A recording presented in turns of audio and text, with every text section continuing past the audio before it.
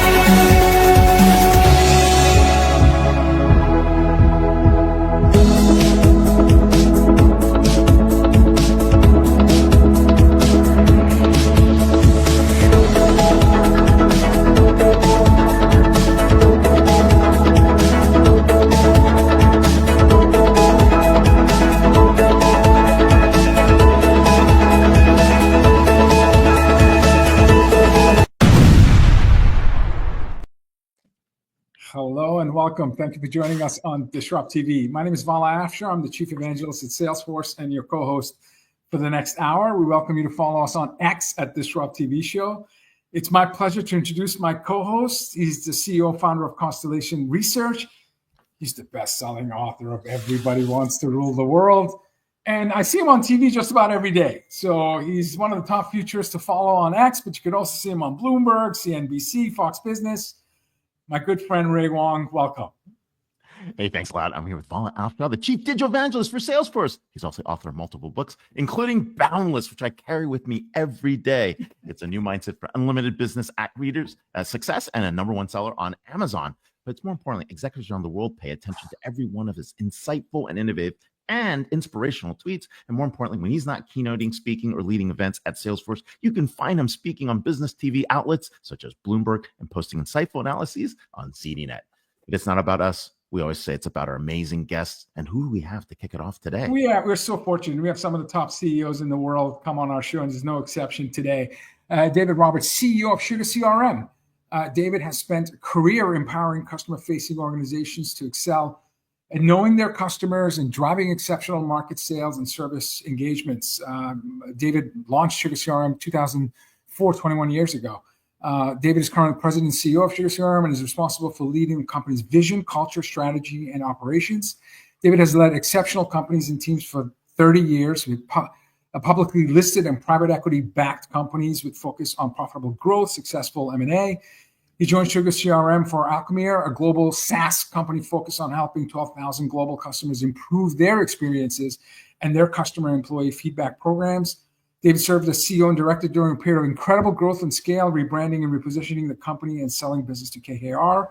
Welcome, David, to Disrupt TV. Thank you, Val. It's great to be here. I must say I've got author envy with all the authors you have between the two of you and everyone on the show today. No, you have probably 10 books in you. So you're just busy building successful companies. Right. That priorities. Maybe it's in my future. Yeah, Oh, I'm sure. Definitely in your future. I mean, there's so much to write about, so much to talk about, and especially this big transition we're in the middle of, right? I mean, the world of enterprise applications is not going to be the same 5 years from now, maybe even 3 years from now. And we're talking about how apps are entering this legacy phase and entering a renewal phase at the same time. Almost every transactional system is basically being rethought out. And what does that mean? And how does it get to it, right? We don't know if the transactional systems today will look like the transactional systems in the future, but we know it's going to be different. Tell us how it's going to be different. And what is that, what is going on today with existing apps and what it's going to look like in that future for you? Yeah. Well, I think apps are going to start to meet humans where they are. Like you and I have talked about, Ray, I think, we're so used to in enterprise software, this whole paradigm of rows and columns. And it existed all the way back in the client server days. I started my software career working with Siebel Systems and Accenture almost 30 years ago. And, through this entire journey, and, might be slightly awkward, Vala, with our Salesforce friends here, but still, Salesforce today has that same rows and columns metaphor. Sugar does. I think software can start to meet people where they are, wherever they show up, and the evolution of technology is going to allow people to interact with knowledge and information and data, I think, in an entirely different way.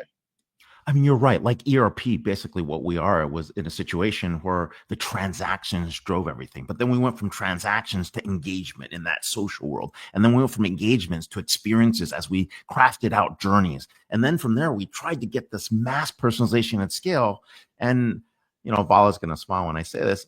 We are moving to that next era of autonomous systems, right? That shift is really where this world is headed, right? And these it's almost that situational awareness, but that gap between how we get here to situational awareness, like, where do you see that? What's that vision? So, yeah, well, we focus at Sugar, we focused a lot on sellers. And I think, if you believe that selling is the transference of belief, which I do, you're really getting someone to believe what you believe and sharing that with them. I think we're always going to need sellers, humans out there talking to other humans about how they help solve their business problems. But the way that I think application technology can evolve is to be more of an Iron Man suit for sellers, to give them a sense of where they ought to focus and to help them know what's the next best thing for them to go do. All the way back in '94, when I was working with Siebel in its early days, the vision was to be able to help sellers do better. And instead, CRM became a bit about process adherence, a little bit about control, a little bit about the illusion of control. Sales managers want more visibility to pipeline. They want a more accurate forecast. I'm not sure that really helps businesses scale. It gives them the illusion of that control. I think the goal is to really help sellers know what to go do next. And I think the way technology is evolving is we can do that now. We can really see everything that's going on using artificial intelligence, business intelligence, and point sellers in the right direction. So that human experience is still going to be important, but I think we can superpower sellers by giving them that context. Yeah, don't tell anybody. I'm just using Goldmine. I'm just kidding. Goldmine. That's awesome. That's really awesome. Right. These are legacy. These are titans in the industry. You've devoted 30 years of your life helping business professionals believe in their craftsmanship and help their customers achieve their mission, selling, servicing, marketing, whatever it may be. And I love the Iron Man reference. Who doesn't want Jarvis right next to him? Right. Trying to figure out the next. I want Jarvis. I want to be able to speak to it, point to things. The whole multimodality that we saw with Iron Man or Minority Report. It's funny, the movies that we gravitate to with superheroes doing sci-fi things is more and more of a reality for us in the world of business. Yeah. In your 30-year journey of trying to build solutions that can act like an Iron Man suit or a Jarvis, talk to us about what your what you're seeing in terms of artificial intelligence, business intelligence. You know, how does it help improve contextual understanding of your stakeholder needs and what it means in terms of evolution of CRM as we look forward? Yeah, well, I think we're all talking so much about artificial intelligence today, and it has a massive role in changing how enterprise software works and how businesses work.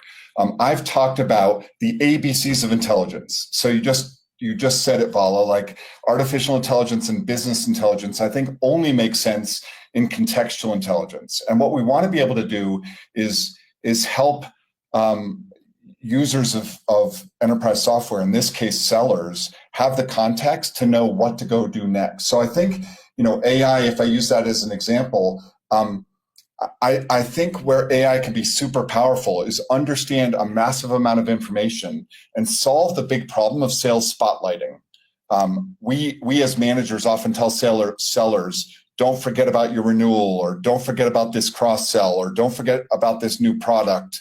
And sellers tend to spotlight around based on whatever management's pointing them towards. And we as management fail because we can only emphasize one or two things at once. I think what AI and BI used well can do is be able to help sellers know what to go do next, which account to focus on, and which product to highlight. And there's so much complexity. Those sellers, I think, really benefit from that kind of guidance, leveraging these kind of technologies. It's a great point. I mean, we were having breakfast last week. I think it feels like a few weeks ago. It was Friday, Ray. It was just Friday. I think it was just Friday.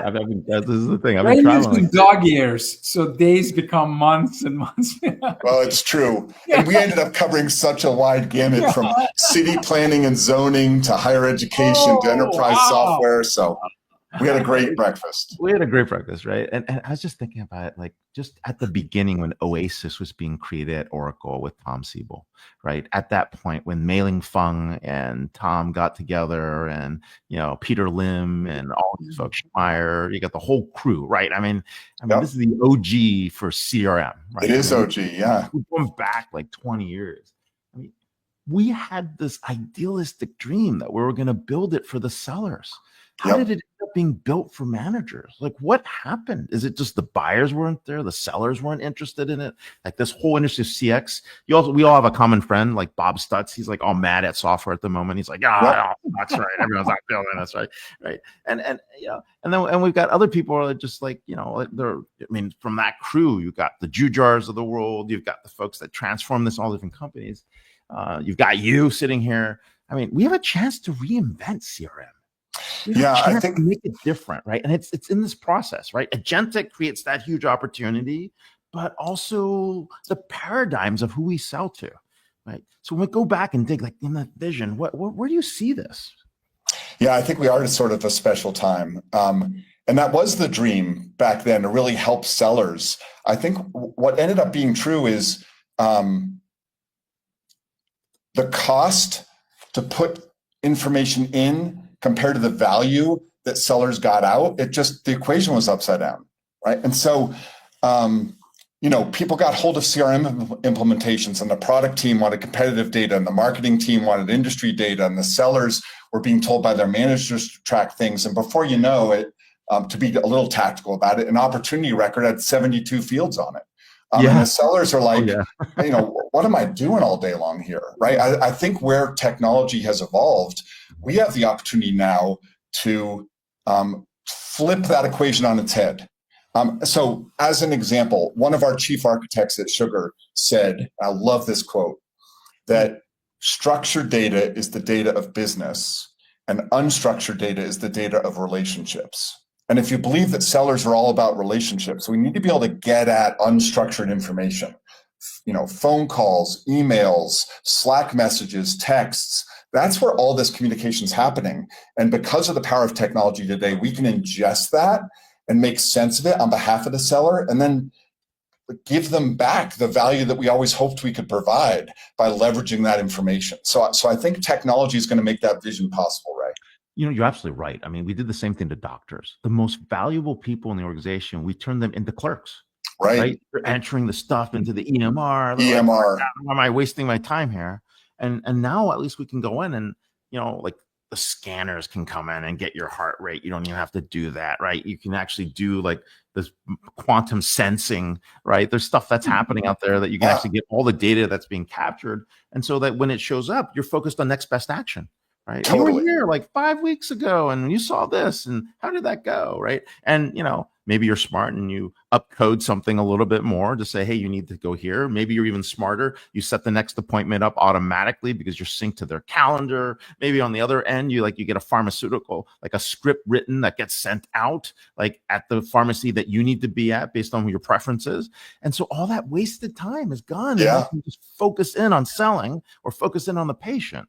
So it's a fantastic analogy, Ray. I think if you think enterprise software is about capture and understand and act, I think we can jump over capture and we can jump over understanding. We can focus on act, right? I'm so tired of capture. It's capture. It wears everybody out. Yeah. 20 years of capture. Help me. You wrote about this. You wrote about this in an HBR article several years ago, Ray. I remember you talked about the patient journey as they walk into the hospital all the way to, post visit and treatment. So we talk about contextual understanding. We had a venture capitalist on our show, and he reminded us the questions that professional sales have to answer all the time, and the answers get progressively harder. Why buy anything? Why buy from you? And why buy now? And so do you think that this, when you take the ABCs, as you mentioned, system will be able to guide professional sellers to be able to more easily answer with precision, speed, relevance?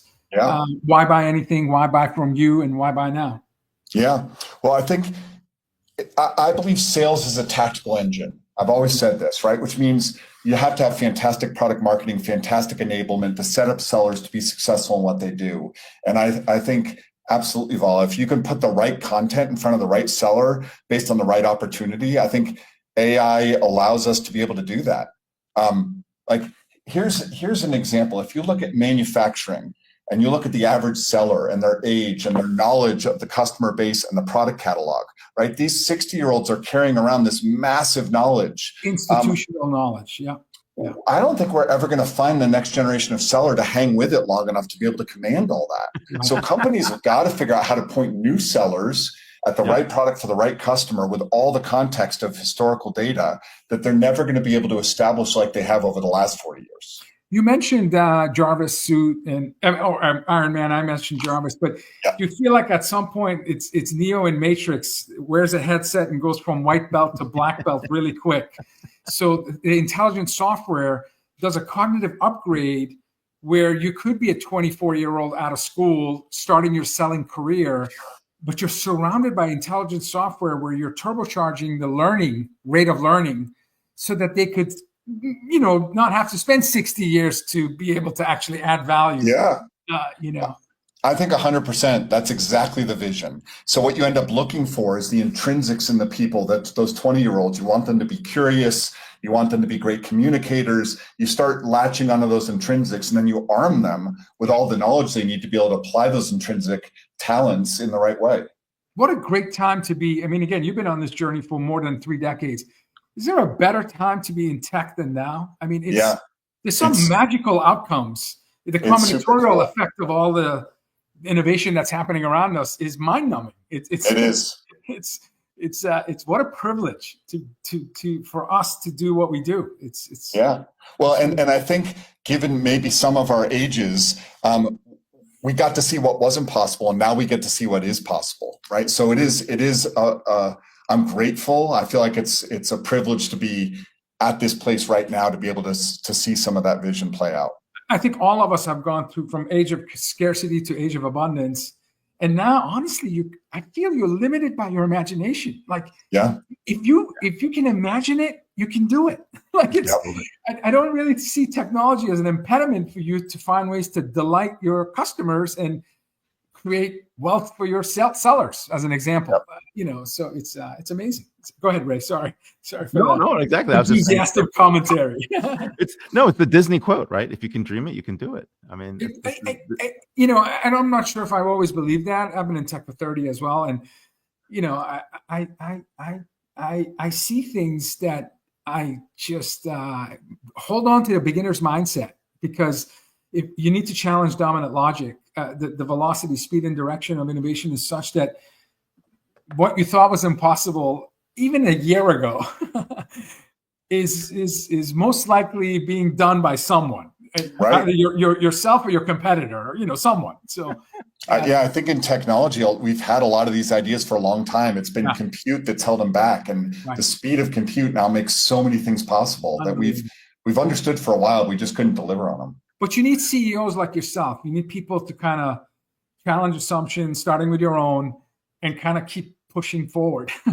Sometimes my team gets a little tired of me challenging No, assumptions. I think the best CEOs I know, they are driving with purpose. Yeah, with purpose. So anyway, oh man, I got the Rob Schneider, Adam Sandler quote: "You can do it." you can do it. You can do it. It's like, well, I can't believe you brought that up. It's been really enjoyable. Thank you so much, David Roberts, CEO of Sugar CRM, and he's trying to change the world in CRM and more. So stay tuned. Thank you both. Hey, thanks a lot for being here. Happy Friday. He's got 5 books in him just based on what he shared with us on the show. So I know, but come on, David, let's go. You're sitting on bestsellers. Speaking of best-selling authors, amazing authors, we have Jonathan Stutz, author of Daily Practices of Inclusive Leaders, a guide to building a culture of belonging. Jonathan is founder and president of Global Diversity Partners. Jonathan has over 25 years experience working in leading edge companies, small companies like Amazon, Microsoft, I've never heard of them. Yeah. Jonathan led inclusion, diversity, equity for 4 international businesses within Amazon's worldwide operational group. And at Microsoft, he initially led ID&E for the worldwide sales. We were just talking about sales and support groups, and for worldwide operations group. Later, Jonathan led global readiness teams, ensuring Microsoft products were politically, culturally, geographically appropriate in markets across the world. As a community leader, Jonathan serves on the board of trustees for Youth Eastside Services, a nonprofit for youth and families supporting behavioral health and substance issues in Bellevue, Washington. He served as Human Services Commissioner for the City of Bellevue and Kirkland, Washington. Jonathan has served on the National Diversity Committee for Society of Human Resources Management, SHRM, and is the past president of SHRM's local Lake Washington chapter. Welcome, Jonathan, to the Shrunk TV. Thanks. Great to be here. Great to really enjoy. Thank you. Congratulations on your book. Congratulations on the book.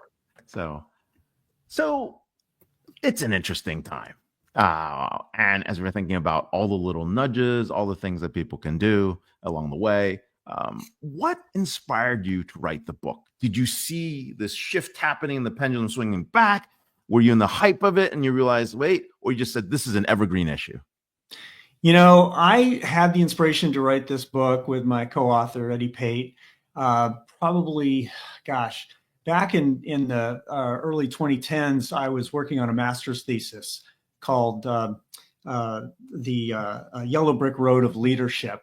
And it came down to me from like my childhood and experiences. I've been leading teams and studying leaders and leadership for many, many years. And the master's thesis was about having heart, having brains, having courage, and having a vision for a destination that we all want to get to. Sounds a lot like The Wizard of Oz. And really, in my studies of leadership, it really intersected with this movie that had such meaning for me throughout my childhood. So that was actually the original inspiration. And then coming together with my co-author, Dr. Eddie Pate, he'd been working on this insights for inclusive leadership for most of his career, building this over time, adapting and evolving it. And so the combination of us coming together led to this book. And it just happened to be the timing. I mean, we worked under the radar doing diversity work for many, many years, like you mentioned, going back 25 years. And it wasn't only till recently where these attacks have really, taken a turn. And so the timing of our book is just outstanding for folks to really understand what this topic is all about. Yeah, no, and definitely huge. And I think Vala might be on mute, so we'll see if we can. I'm sorry. My question is, what are business leaders missing when it comes to understanding and appreciating the importance of inclusivity and inclusive leadership? Like, what's the blind spot that folks have? Yeah. And the recent rhetoric around, not fully embracing the power. Yeah. Well, and to be really, real about it, it's the attacks. But what people are missing is they think that this is going to add a huge amount of work to their already full plates. And the position we take in the book is that really inclusive leadership is leadership, first off. And then secondly, we use two metaphors in the book. And one of them is that we are all asking people to do is drop a pebble. And basically, it's little intentional actions that you can do every day or a couple, 3 times a week to really create a ripple. And this ripple creates a wave by taking these small actions, these small daily practices, that you're actually inspiring others to drop pebbles. And so an example would be, let's say you're in a meeting and somebody gets interrupted. One of the daily practices we talk about is this idea of using the pause button and creating a cultural norm that when somebody's interrupted in a meeting or somebody takes somebody else's idea, either intentionally or unintentionally, somebody says, hey, hold on a second, I want to hit the pause button. And it forces folks to slow down and think more introspectively, to just kind of analytic and more critical analysis of what's happening in the room and having the conversation then in the moment, rather than just like watching it go by and happen and creating this culture where people are getting interrupted, but stopping it, slowing it down, having the conversation in the moment. So that's just one example. There's many in the book throughout. The book's aligned by the employee life cycle, so you're literally able to use it as a guide. But it is about these small daily practices that can move the dial over time, and that it's not adding a whole lot of work to people's already full plates. To your second question about the attacks, really there's a false narrative out there. As I like to say, the narrative around what inclusion, diversity, and equity is about has been hijacked. And, it's never been a zero-sum game. It's a situation where everybody wins. We're getting to everybody what they need in order to be successful, and creating a culture where everybody feels they're included and they belong, which ultimately is about building high-performance teams, building highly effective teams. And Jonathan, I have just a quick follow-up. You can learn inclusivity. I mean, based on your experience, you can learn empathy, self-awareness, kindness, humility. It seems like soft skills are the hardest to develop. But you say with daily practices, with enough sunshine, enough water, enough richness in the soil, you can, as a gardener, you can end up having beautiful outcomes. But it's hard, isn't it? It starts with leaders being vulnerable, being open, and connecting with their employees at a deeper level, getting to know people for who they are. We all humans have a basic human need to be seen, heard, valued, and understood. And so connecting with your employees at a deeper level, I think one of the most underutilized opportunities is the one-on-one meeting, where you sit down with your employees either once a week for half hour or every 2 weeks for maybe 45 minutes, and getting to know them, and not just using that time to talk about status on projects. And obviously you want to talk about what issues or challenges they're having and helping them through that. But getting to know them at this deeper level about who they are. We come into work and we're all expected to perform at a high level every day. And the reality is that's just not possible. No one can be at 100% every day. We have lives outside of work. People are dealing with sick parents or sick child, or they're maybe going through a divorce, or even as simple as getting a ticket on the way to work that affects their productivity. And by leaders taking the time to demonstrate their own vulnerability of that they're human, that they're going through stuff, and being open to sharing, that sends a message to the employees that they can be themselves and they can share what's going on in their lives. And that helps employees connect with their managers, and find out what their goals, their aspirations are, and really create a culture where folks feel that they belong, that they're trusted and valued, and you're going to get higher levels of loyalty, higher levels of productivity. Just really having more care and compassion in the workplace, it can make a big difference. So these soft skills, I think so often folks, I know at Microsoft in the early days when I was there, folks were promoted based upon their technical acumen, right? But then the reality is they got into these leadership positions and they really didn't have the skills to manage people, to lead teams, to inspire people. And so Microsoft went through a transformation about 10 years ago, where they talked about management excellence, and they really focused on these soft skills and building these out. And that led to a lot of, managers, performing at a much higher level, building these high performing teams. And I think it's part of why Microsoft has continued to grow and excel over the years. Sure. That's actually a great point. But Microsoft also went through this middle aging out, right? At some point, you'd go there and nobody would talk about work. It was really scary. They would talk about the meal plan, the diets they were on, what they were doing with their wine club, and nobody was talking about product, right? And then something shaked it up, right? I mean, and that's really part of that leadership journey that I thought was very interesting there. And was it a daily habit? Was it something different that they used? I mean, is it something out of the book? I mean, you have a couple of things where you have people, you look at daily habits across the board in terms of, whether it's daily courage or daily heart. I mean, just use Microsoft as an example. Like, how does it manifest there? Yeah, I think Satya, when he came in what was it, about 2013, 2014, he at the time had a son who is unfortunately since passed away, had a son with a disability, and he became much more a prominent figure talking about the importance of diversity, the importance of equity and inclusion, and thinking about people with disabilities as just one dimension of diversity that the company had already for years been focused on with the accessibility team and ensuring products were accessible for people with disabilities.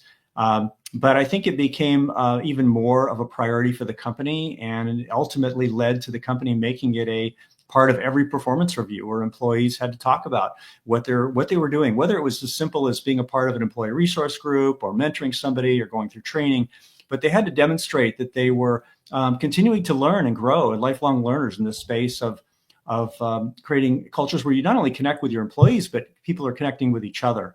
And I think that helped the company along in understanding that this is a huge priority because we're a global company. Like 2/3 of Microsoft sales are from outside North America. Yeah. So being able to work with people from different cultures, styles, backgrounds is key to, bringing out the best in them. But let's contrast that with the neighbor across on the other side of the bay. Exactly. Very different on the Amazon side. I had a friend who left Oracle, went to Microsoft, and he said, "Oh my God, this culture is so different." He's like, "How do they get work done?" Right? He's like, "I yell at someone and they cry." He's like, "What's going on?" And he's like, I try to get people to work over the weekend. They have work-life balance. I don't know what's going on. And he goes over to Amazon. I was like, "Oh my God, this place is amazing. Like, we work and we get stuff done. We work over weekends. We yell, we scream, we get stuff done, right? Like, we don't worry about it. Nobody's thinking about all these other factors." I'm not a fan of yelling and screaming, just for the record. Sorry. Not great. There was plenty of yelling and screaming at the early days of Microsoft too, I'll tell you. I'm sure there was. Oh yeah. That's how you got there. Yeah. I mean, one of my favorite basketball owners used to work there. Yeah, that guy. Yelling and screaming. He did spit very far. So. Yeah, I love his energy. Yeah. No, but the daily practices, like as Jonathan's speaking about, and like small. I work for an executive that when he would have a staff meeting, the most junior person was asked to weigh in first. So people knew that at this person's meeting, your title didn't mean you had the best idea. The best idea was not, it was just the best idea. It could come from anyone. And then when I was an intern, I remember walking the halls of my company and a vice president said my name, "Hello, Vala." And like instantly I felt like my work mattered. Like it wasn't sense of belonging, it was sense of mattering. Because I'm like, if this person knows my name, surely he knows about the work I'm doing. And if he remembers my name, he probably values my work. Who knows how he remembered my name? But internally, I was like, I got a boost just because I heard my name. Right. So, and how easy is that? Vala, how easy is that? I call them micro opportunities in the book. You're walking down the hall, you're passing somebody. How easy is it to just, if you're able to look at them and nod, or even say good morning or hello. You could even be on a cell phone and you can still nod and say hello, and knowing their name is absolutely critical. So that just having people being seen is so basic but yet look how it made you feel. It changed your day. You remember it to this day. I still remember Tom Bunce. Yeah. This is a name I haven't said in 30 years. Tom The Bunce second- walked up, and he You're was out there, second Tom one Bunce. you Please mentioned- come join the show. he wasn't Yeah. a name. He was number 2 in the company, and I don't understand how he knew my name. By the way, later on, because I ended up reporting to Tom Bunce, I found out he's exceptional with names. That's his superpower, which I Wow. lack. I wish I had his superpower. But The second one you mentioned was lead with your ears, that's in the book. This idea of listening to people intently and deeply and demonstrating that by asking questions, clarifying, paraphrasing back, maybe taking notes. And it's also taking your cell phone when they walk in the room and putting it in your bag, or shutting your laptop down so that you're giving them that full attention. You know, these are things that send nonverbal messages that people matter and they're valued in the support. And Jonathan, for me, I'm telling you, it was 4 words. When I heard these 4 words, I immediately got a boost. And the 4 words were, "What do you think?"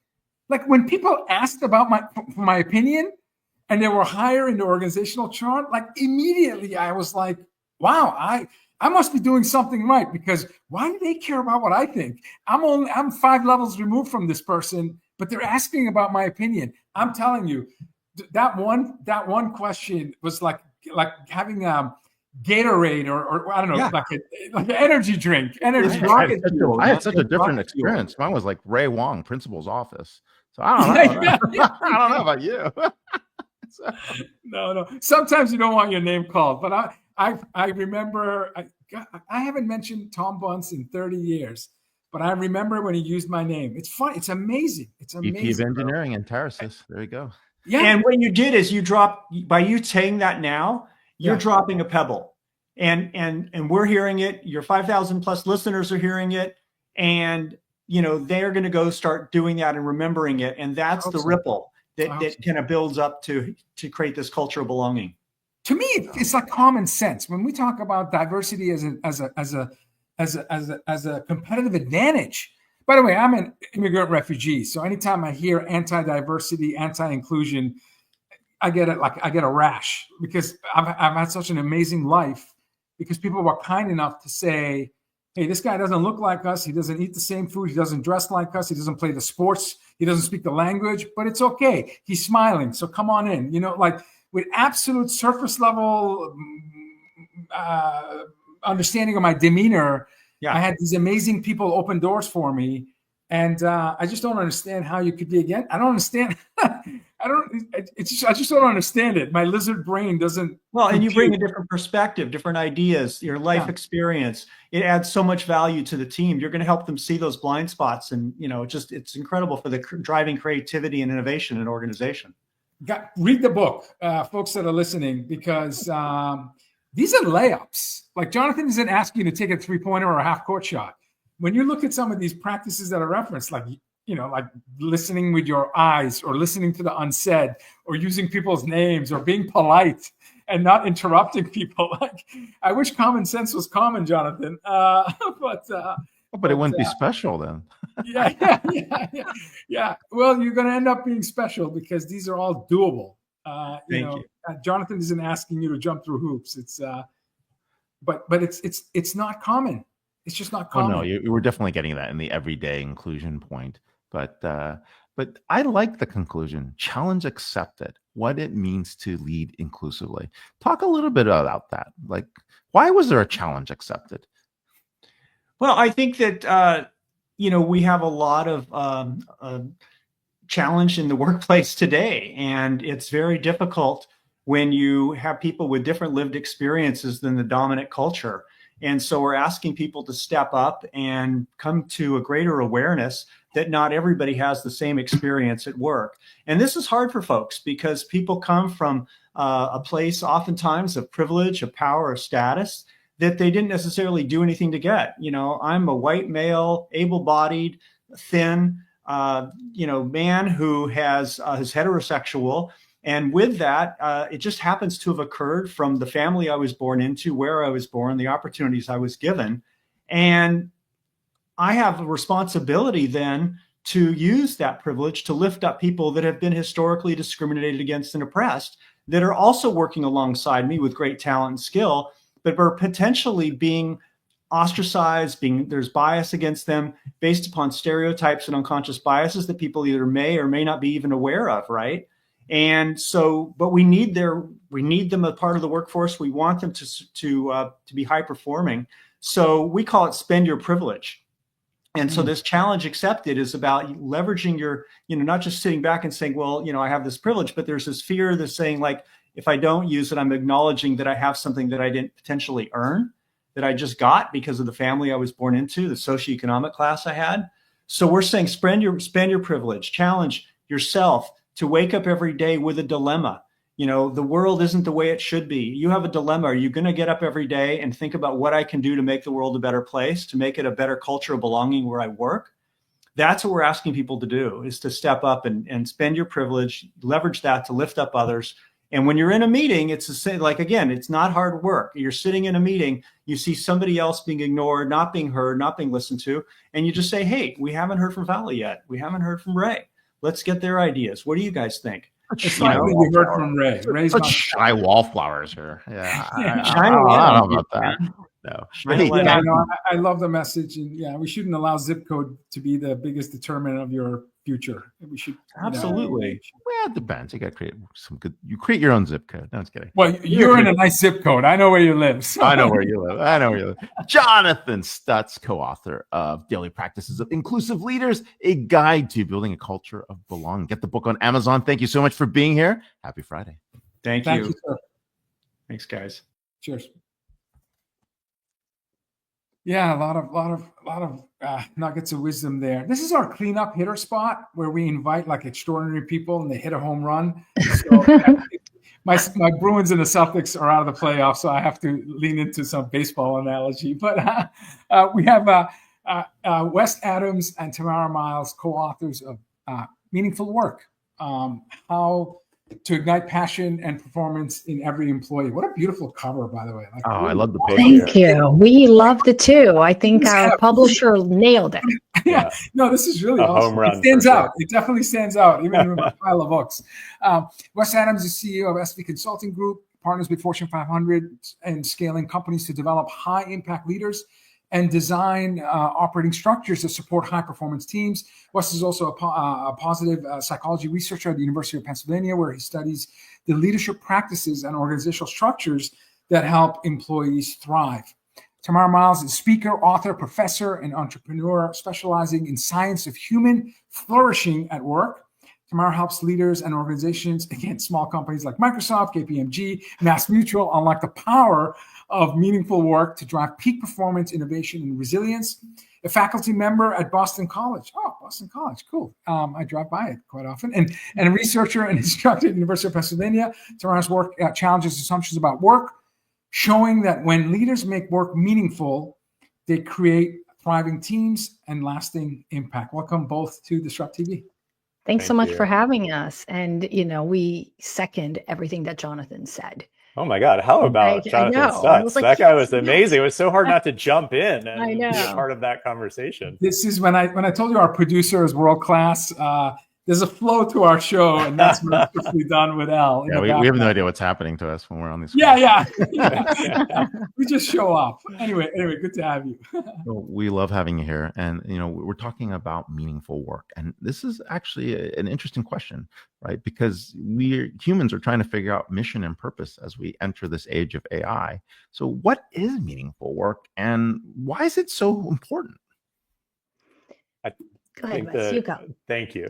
I think actually, I want to first just kind of dispel one of the myths of meaningful work, that it's the same as purpose, right? I think we often get meaning and purpose confused, and having purpose is great. Having purpose is important. It's kind of the goal, the vision of the future that we have, that we want to work towards. And just having a purpose isn't enough to create meaning. We need to see progress towards that purpose. We need to understand how our work is contributing towards that, what impact we're having. And that's 1/3 of what makes up meaningful work, which is what we call the 3 C's: community, contribution, and challenge. And I'm going to let Tamara dive in on the 3 of those. Sure. So community is pretty much everything that Jonathan was talking about. It's this feeling of being included, of belonging to a community of shared values where people care about you. So community says, I matter here. Contribution is the feeling that what you do matters, that you're making progress on something that matters to you, to the organization, and that people notice the work that you do and acknowledge you for it. And finally, challenge is the belief that people around you, that your leaders and managers and your colleagues see your strengths and believe in your potential, and that you have the opportunity to grow and learn. And so community says, I matter here. Contribution says, what I do matters here. And challenge says, my growth and development matters here. That's it. Do you think high agency attracts meaningful work? Like when you're inherently motivated to solve problems, when you're not waiting for a title to lead, when you're not looking for applause, you're just a doer. Does that help attract meaningful work, or I guess do you have to earn the things you need to do in order to position yourself? It was like Bobby Knight, the famous basketball coach. He said, "Be in position to score." What can people do to attract communities and challenging work and the C's you mentioned? Well, I think one of the things that we learned in our research is that moments of meaning can happen in every job every day if we know where to look and if we have the guidance of a great leader. And so I think waiting, or this idea of having to earn meaningful work is also something that we want to dispel. And it's that idea that if I'm working at a nonprofit or if I'm working in healthcare, like that's meaningful work, and otherwise I'm just working for a paycheck, right? But we came across people who were janitors, people who were hairstylists, people who worked in a wide variety of industries that found incredible meaning in their work because of moments of these 3 C's that happen. And we also found that leaders account for about half of those moments, right? About half of the meaning that we find in our work is tied to what our leaders are doing or telling us or helping us see, or also what they're failing to do or show us, right? And that's a huge leverage point because it drives all of the outcomes that we want. Meaning is the upstream factor that leads to not only our individual well-being and job satisfaction and things like that, but it drives performance, it drives creativity and innovation. We know from a recent study, a multi-year study at Oxford, it drives stock price and profitability, right? So these are really powerful factors that leaders should really be leaning into. It's actually interesting. I'm thinking about all these different practices. And just on Monday, we're at the Apple Worldwide Developer Conference, and they launched Workout Buddy, which gives you little nudges like, congratulations, you finished the mile, you did this, whatever. And it was really funny because in the group I was in, everybody was the son or daughter of immigrants. And we're like, where is like the taskmaster coach on the other end, right? Because you guys talk about the power of positive, right? Positive reinforcement, positive, impact. And on the other end, we're all thinking like, wait, we didn't get here that way. My mom last week was asking me when I'm going to go back to grad school to get my PhD. I'm like, yeah. Come on. So Ray and I think, have had immigrant moments that we still had the power today. of negative feedback, and we wanted it as a feature in Work Buddy. And I don't think she feels that I've done any meaningful work at all in my Tamara, as an immigrant mom, can you weigh in on that? It's so funny. So I immigrated here from Brazil, and just today I was on Instagram, and there was a reel that popped up. It's like the difference between Brazilian moms and American moms. And it was this, and I was like, oh yeah, that's spot on. And I sent it to my kids. I was like, what do you think? But I think, we're not saying, never give corrective feedback. It's just that we typically only focus on corrective feedback, and we tend to forget or ignore, or maybe even not even know about the power of positive feedback. And I think that goes back to what Jonathan was saying about these moments of feeling seen. When when a leader or colleague can come to you and say, hey, I noticed how hard you worked today on that deck for so-and-so to present. And I was at the meeting, and it was so beautiful how you did the customer personas, and it was so effective. And thank you for using your creativity. I just wanted you to know that it made a real impact. Something like that, 30 seconds, you're like, oh, I was just doing my job, but someone noticed, someone appreciated it. Yeah. Those moments really add up to us feeling seen and appreciated. And then we want to double down and do more of that. Advice Ray, for who was the ENFJs. who's the behavioral science professor from Stanford that was on our show? BJ Fogg. Tiny Oh yeah. Habit. So BJ you Fong go. talked about your Nudges, behavior is based nudges. on your talent, motivation, and prompt. Mm. So BJ said, like, if you want to drink water while you're sitting behind your computer, put a bottle of water in front of you, and it'll remind you that you need to drink. And when it's empty, you refill it. And I started doing that. Sure enough, I was getting my 6 to 8 bottles a day. So prompt. Maybe Ray and I do this show as a prompt, where a weekly reminder, extraordinary best-selling authors like yourselves come on the show. And it just reminds us, like, oh, maybe our work matters. Maybe we're doing something Maybe we right. should write another book. Yeah. There's mom. Yeah, you're not doing there's enough. mom, You need to write another book. Yeah. There we go. No, but it's true. It wasn't until I wrote a book. New my one's mom did coming the out same in thing. September, by the way, Ray. So, I will. I haven't announced it yet, but anyway, go ahead. Sorry. No, it wasn't until I wrote a book until my mom got off my back about going to B school, going to med school, going to law school. I'm like, I'm done. Oh, so the book did it for you. The book did it for you? The book did it because it was published by Harvard Business Press. I That still just haven't did it. got I was done. Oh, I At that see. point, I was like, this is great. Isn't that funny? When I was going to college, I had the choice of I could go to medical school, engineering school, or law school. Those were my 3 choices, had and 3 I choices. was I a only had rebel. one. No, I had 2 maybe. I went to advertising school, so it took a while. Not invited to holiday get-togethers for a while. Okay, so what can leaders do? Jonathan gave us some examples, some great examples. We've got lots of leaders all through stages of their careers watching the show. Give them some advice, like, Monday they go back to work, and what can they do that can bring some meaning, not just sense of belonging, but mattering to the folks that they have the privilege of working with. Yeah, I'd love to talk about a couple of things in the contribution bucket, because that can be a very helpful place to start. It's one of the ones that we're most familiar with. And one of them that we just talked about is just saying thank you, right? Remembering to thank people for their work, acknowledging the work that they're doing. There's recent research from Gallup and WorkHuman. 1 thank you once a week from a manager is enough to cut disengagement and burnout in half. One thank you once a week. And less than 40% of people in that study felt that they were appropriately recognized for their work. So that is such a piece of low-hanging fruit that's so easy to do, right? And when we're thanked, it makes us feel acknowledged, like our work matters, right? And that gives us a sense of contribution, like we're having an impact on the team. And if you want to go a level above that, you connect the dots for people, help them understand how that work actually laddered up to a larger organizational goal or something that the team was after, right? Help them see some progress towards that purpose or that bigger goal or the impact that it had on a client. And that's a job of communication and storytelling that leaders, need to invest in. That's amazing. Ray, I want to thank you for being a great co-host. I just realized I haven't thanked you in a long time. Thanks, Wes, for reminding me. We have immigrant parents. I don't need to thank you. I love you anyway. Why do we need to do all this extra stuff? Just think about all of that extra energy that could be unlocked with a few thank yous that you've been desperately starving for all these years. I know, but it's good training. I like to keep all of Just kidding. Awesome.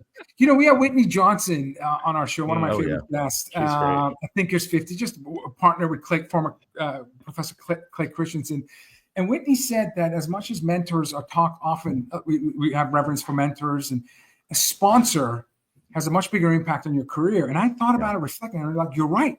The folks that gave me a sense of belonging, mattering, and gave me validation that my work was meaningful were people that had put their political social capital on the line. They were higher in the org chart, and they gave me space to experiment. They gave me budget. They gave me headcount. They gave me validation that I was on the right track. So do you think, and this is perhaps why you talk about the role of leaders, do leaders need to deliberately focus on mentoring and being good sponsors, because that's maybe the best vehicle to bring that meaningful, cultivating that culture of meaningful work at their companies?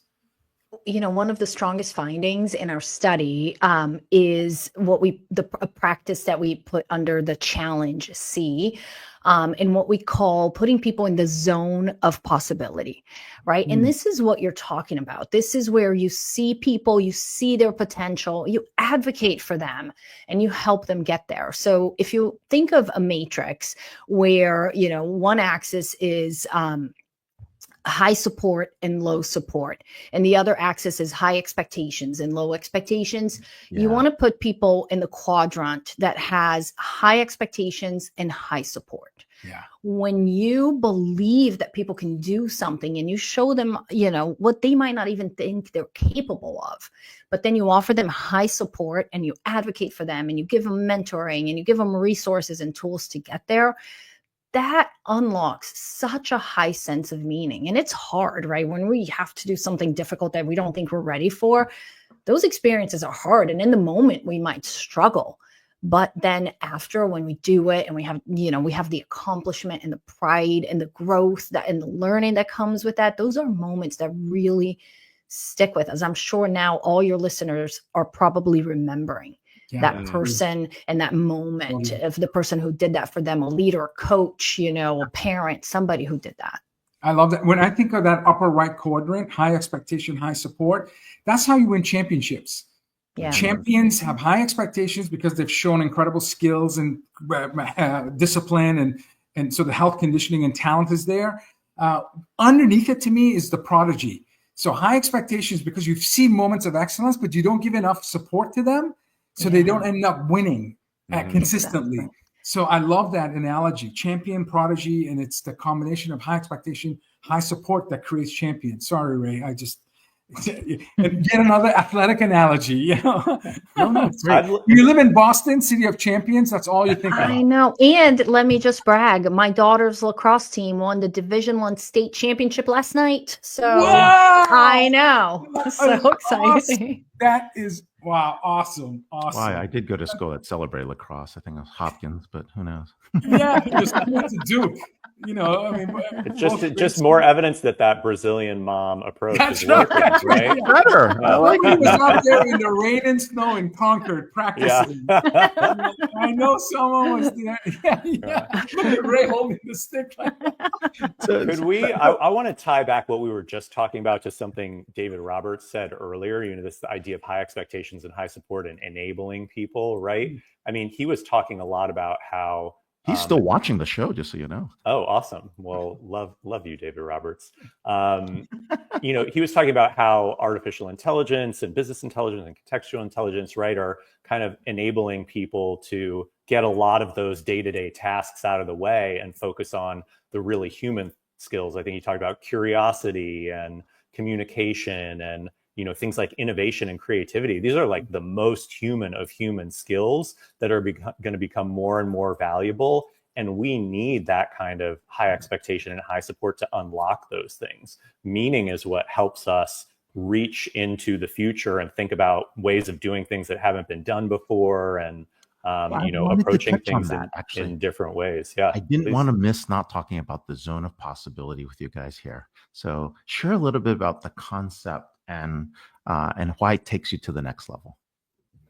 Yeah, so the zone of possibility is exactly that quadrant where high expectations meets high support. And this came up so often in our study, right? And then we started digging into research about exactly what you said, champions, athletes, parenting, and in all of those domains, education, there's some kind of magic of these high expectations, but high support, right? And in parity, the high support is love and care. And, in leadership, the high support is resources, mentorship, allyship, sponsoring, like all those things. But what happens in the zone of possibility is that we might panic a little bit because the expectations are so high, right? So we're like, holy cow, like they think I can do this. But the other part is like, all right, I'm going to prove them right. Somebody really believes in me. So it gives us those like wings to fly. And then it's like, okay, what help do I need? What support? All right, I'm having access to all these things. And so we have so many examples. The story that we tell to anchor that chapter in the book is of world-class choreographer and director Christopher Wheeldon, who has won multiple Grammy Awards and other distinctions. And he talked to us and told us the stories of the people who really believed in him. And when he was directing his first musical, he was terrified and he didn't think he could do it, but people believed in him and it helped him believe in himself. I love that. I love that.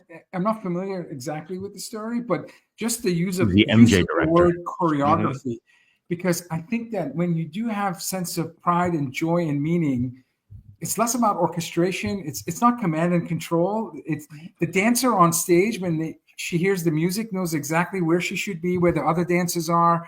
So it's choreographed, and so it's co-creation of value and beauty, not necessarily one person guiding the journey. So I don't know. I just like the word choreography. That was kind of cool. No, I know him because he was at the San Francisco Ballet. Not that I follow that. Oh, okay, all right. There we go. I would pretend I go to the Boston Ballet, but I don't. I think he is. That's the same guy, right? I think so. My final question to you: in the process of writing the book, new learnings, blind spots you had, or beautiful moments of even more meaningful moments in the process of writing a book, and having co-authors and tag team writing with co-authors. Yeah. I'm familiar with that, and it takes a special person to be able. You gotta have a flow, I hear. So, and any aha moments, any lessons learned, any blind spots, anything you care to share in terms of the process of writing an amazing book? I've got two, and then I'll let Tamara take us home. I would say one thing that we learned that was surprising and I think really powerful was how much recruiting and onboarding that process affects someone's sense of meaning throughout their career with a company. So the way that you talk about a company in the recruiting process, talk about values and mission and those sorts of things, and then those first couple of months where you're making connections for people, they're building relationships. You're also building what we call cultural mastery, helping them understand what it's like to work here and what the stories are and that sort of thing. That has ripple effects throughout someone's tenure at an organization. And so really something that a lot of organizations don't focus enough on, that's a huge leverage point. And I think personally, I don't think I would have written this book if I wasn't working with Tamara. She was somebody that supported me and challenged me and put me in the zone of possibility. High praise. I think it's not easy, as you guys know. It's there are some tough moments when you just can't make that chapter work. Champion lacrosse players, best-selling authors, as long as you're in her orbit, good things happen. Okay. Yeah, I'm just trying to ride her coattails. I agree. I think it was a really special experience to co-author the book with Wes. I learned so much. I had him to rely on. There were moments that I was like, I can't, I need help. And he would take a chapter and point out things that I hadn't thought of, and we'd go back and forth. And I think that was amazing. And I would do it again, Wes. Let's do it. Whoa! Maybe not soon, but okay, I'm done. But one thing I think that surprised me about meaningful work when we were doing the research is that we often think about meaningful work or meaning as these intense moments where, we saved a life or we met a customer who really benefited deeply from the medicine we created or something like that. And those, of course, are really meaningful. But meaning is a lot more about frequency, about these everyday moments that matter. It's exactly what Jonathan was talking about, those pebbles that create ripples, that create waves. And as leaders, we can create those everyday moments for people, and those moments really add up. We've got a Davos panel here with these three guests today. Ray, Ray has an annual conference at Half Moon Bay at the Ritz, and big brains like you two come and inspire the audience. So you had me at the Ritz. We're there. I know. Yeah. Half Moon Bay. Not a bad place, championship golf course and one of the organizations that we studied and talk about in the book, by the way. Yeah. It's actually really great at telling these stories. Yeah. Cool. But it is actually interesting. Those two places, take Ritz versus Four Seasons, they operate very differently. So, Wes Adams, Tamara Miles, co-author, Meaningful Work, How to Handle Passion and Performance in Every Employee and Ignite Passion and Performance in Every Employee. Thanks for being on the show. Really appreciate it. And see you in the green room. Cheers. Thanks so much. Thanks so much. Look at that. This is the fastest hour of my week. It just feels like 5 minutes. All four guests, we could have spent the entire hour.